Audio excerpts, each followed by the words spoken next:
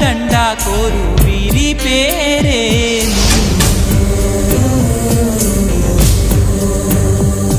ఇది మనుషులు ఆడే ఆట అనుకుంటారే అంతా, ఆ దేవుడు ఆడే ఆట అని తెలిసేదెప్పుడంట.